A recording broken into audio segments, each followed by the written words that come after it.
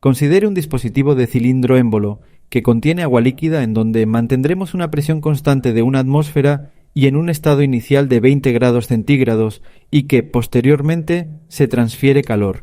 Con esto lograremos una transición de estado 1 a un estado 2. Durante esta transición tendremos líquido comprimido o líquido subenfriado.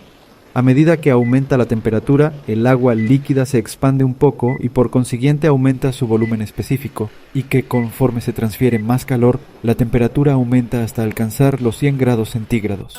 En este punto en el que el agua todavía permanece líquida, pero con cualquier adición de calor, hará que se vaporice algo de agua. Es decir, nos encontramos en un punto donde puede existir un cambio de fase de líquido a vapor. Un líquido que está a punto de evaporarse lo denominaremos un líquido saturado.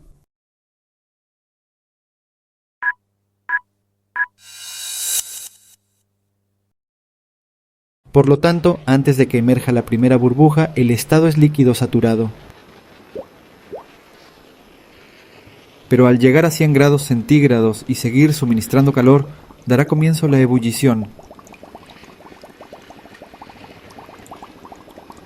Para visualizar un poco mejor el fenómeno, nos enfocaremos en esta pequeña parte del sistema. Una vez que ha comenzado la ebullición, el aumento de la temperatura se detiene.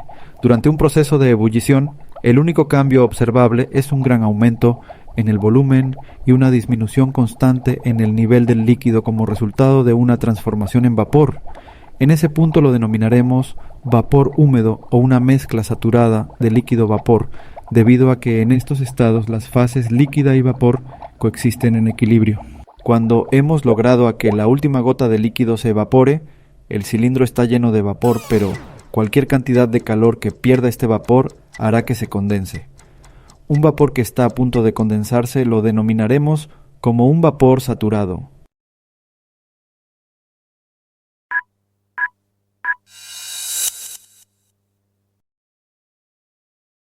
Cuando el proceso de cambio de fase ha terminado y se alcanza una región de una sola fase, que es fase vapor, al transferir más calor se observa un aumento de temperatura y de volumen específico. Como resultado, se consigue el movimiento del cilindro y dado que el vapor se encuentra muy por encima de su temperatura de ebullición, se denomina vapor sobrecalentado. Después de todo, ¿es correcto decir que el agua hierve a 100 grados centígrados? La respuesta es no, al menos no del todo. Haciendo una retrospectiva de lo visto, la razón por la que el agua comenzó a hervir a 100 grados centígrados fue porque la presión se mantuvo constante a una atmósfera en todo momento.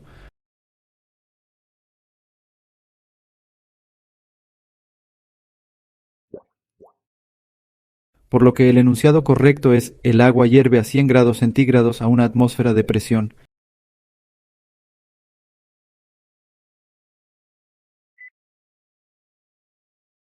Una buena pregunta podría ser la siguiente: ¿qué sucede si se realiza el mismo experimento pero a distintas presiones?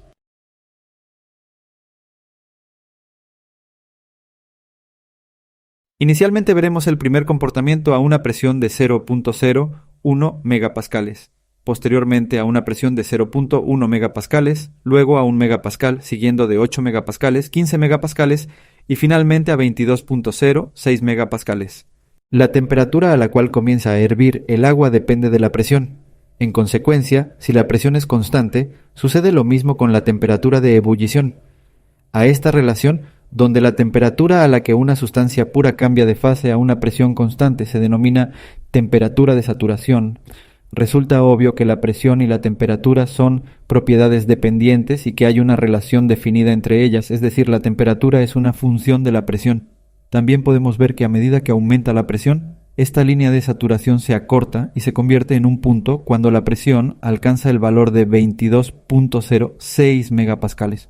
Este punto se llama punto crítico y se define como el punto en el que los estados de líquido saturado y de vapor saturado son idénticos. La presión, la temperatura y el volumen específico de una sustancia en el punto crítico se denominan, respectivamente, presión crítica, temperatura crítica y volumen específico crítico. Para el agua, las propiedades del punto crítico son las que se muestran en pantalla. Un buen cuestionamiento podría ser el siguiente: ¿Qué sucede si se realiza el mismo experimento, pero manteniendo constante la temperatura y variando la presión? Consideremos nuevamente un dispositivo de cilindro émbolo que contiene agua líquida a 147.384 kilopascales y 90 grados centígrados. En este estado, el agua existe como un líquido comprimido. Se eliminan una por una las pesas de la parte superior del émbolo, de manera que la presión dentro del cilindro disminuya poco a poco, donde la temperatura permanezca constante. A medida que disminuye la presión, el volumen del agua aumenta un poco, y cuando la presión alcanza el valor de saturación, es decir, 70.183 kilopascales, a la temperatura especificada, el agua comienza a hervir. Durante el proceso de cambio de fase no se retira ninguna de las pesas.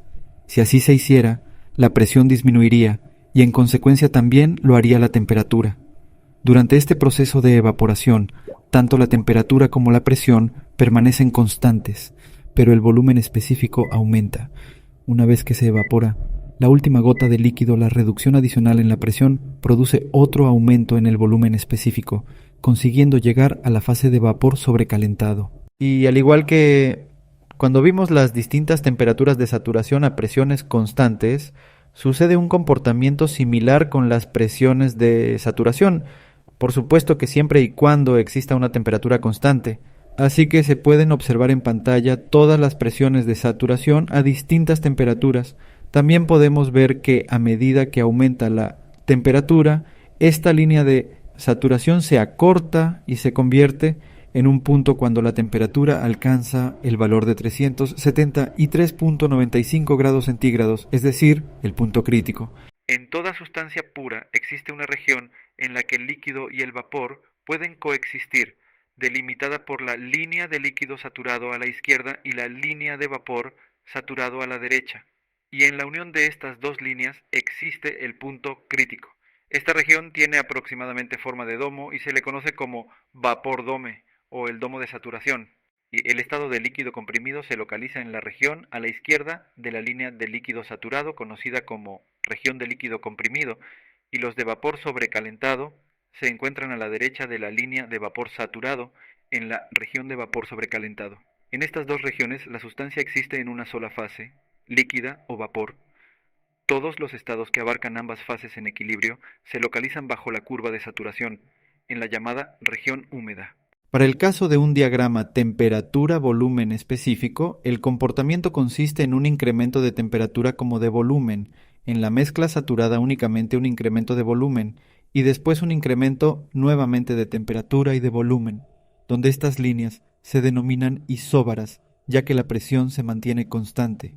Para el caso de un diagrama presión-volumen es contrario, hay un descenso de presión pero un aumento de volumen, en la mezcla saturada solo un incremento de volumen, y después un descenso de la presión pero aumento de volumen, donde estas líneas se denominan isotermas, ya que la temperatura se mantiene constante. Gracias por vernos. Si quieres más videos, no dudes en suscribirte.